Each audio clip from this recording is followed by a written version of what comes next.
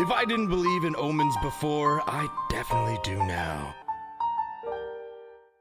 Since most theaters no longer offer new movies in a regular viewing format, I was forced into buying an IMAX ticket. Whilst arriving to the theater, I was informed that that IMAX projector was busted, and I was, quote-unquote, upgraded to Screen X.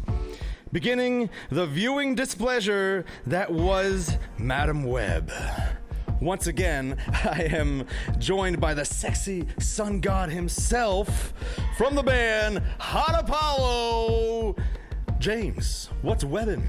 All the things, apparently. The strands of life and time. They're coming together in a tapestry. All for the same purpose of reviewing Madam Web. We reviewed Morbius together, so I thought it only seemed fitting that we make this a tradition. We watch Spider-Man movies that don't have Spider-Man. Was it better than Morbius? It's hard to say. I'm bad at like ranking things, and maybe it's recency bias, but I think I'm in some ways, okay. I think the level of fun I had throughout Madam Web was more consistent. Morbius had some points where it like ebbed. Like I think that was just like how the film was paced. And Madam Web had parts where it webbed. It just kept going, you know what I mean? And I like movies that just keep going.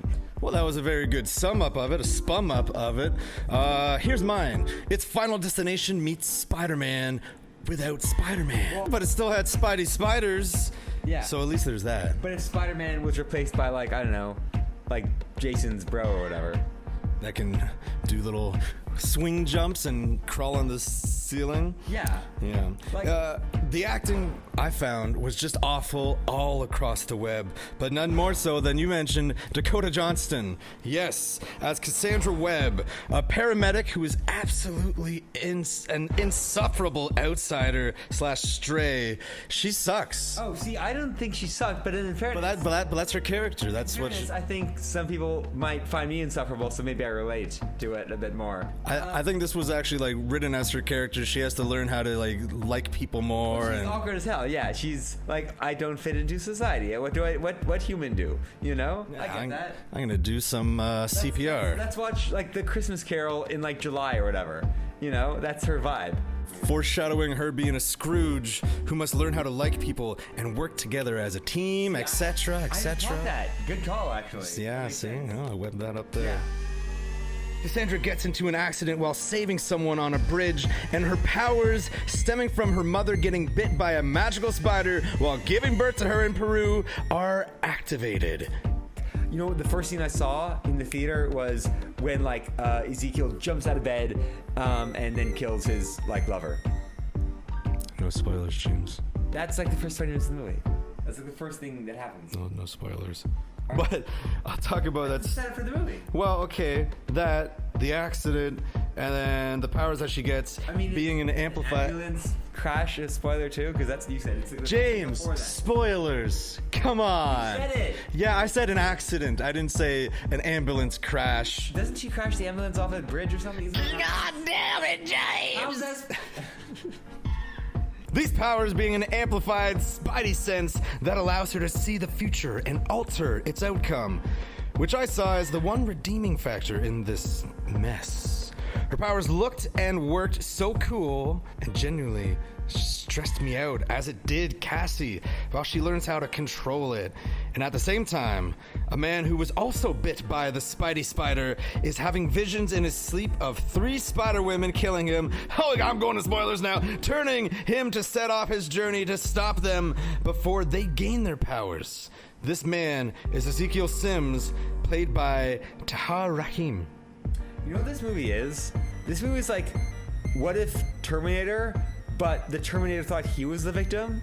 But they're going to kill him, man. Yeah, well, that's what I'm saying from his point of view, yeah.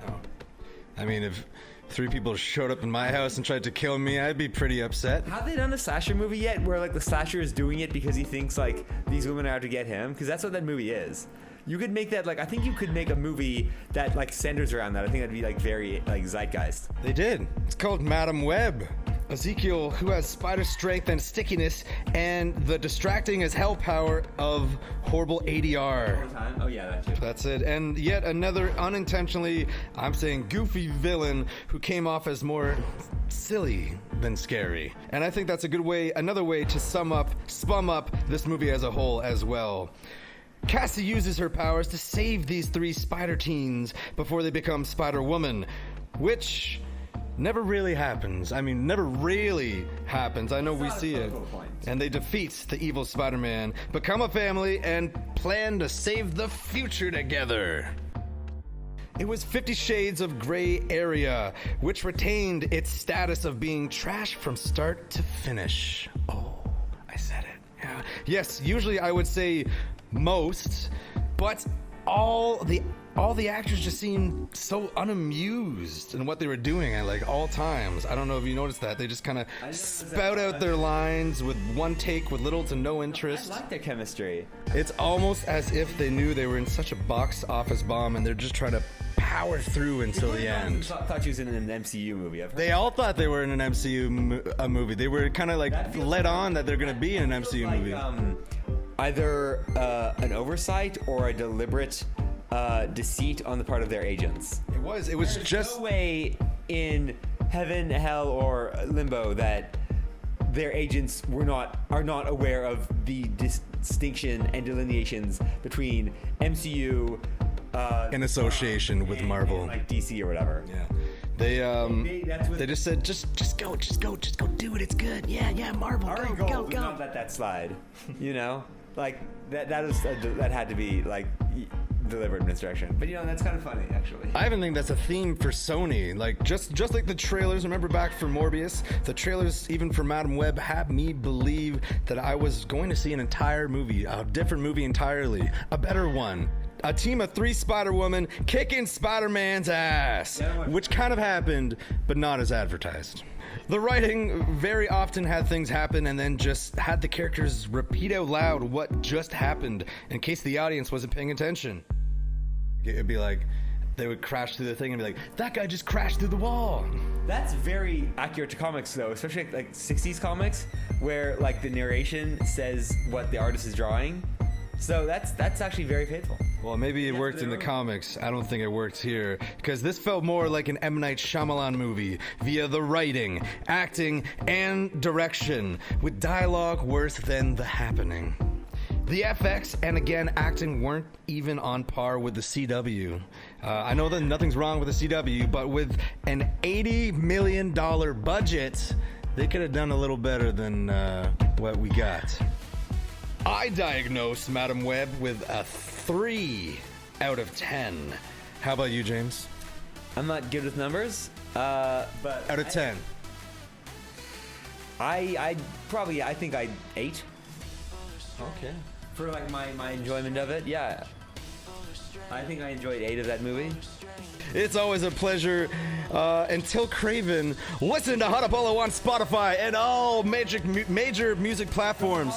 Hotapollo.com if you want the merch. Follow them on Instagram, Facebook, YouTube, all Hotapollo, and find more reviews and exclusive interviews on the Dr. T Show.